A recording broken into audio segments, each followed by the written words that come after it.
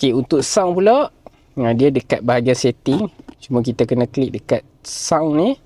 Lepas tu kita boleh setting lah. Equalizer ni kita boleh setting, kita boleh custom ikut sedap kita. Kita nak bass tinggi ke, ataupun apa-apa je lah kita boleh set. Selain daripada tu, apa yang aku nak highlight dekat sound ni, dekat bahagian bawah,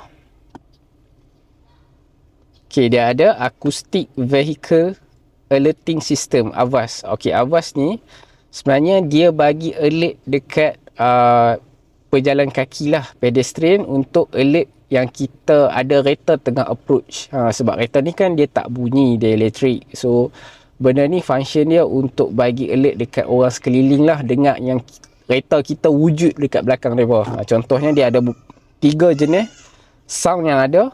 Ni contoh yang pertama. Ni yang kedua. Ni yang ketiga. Ada satu kekurangan Proton IMAX ni. Hampa rasa apa? Cuba teka.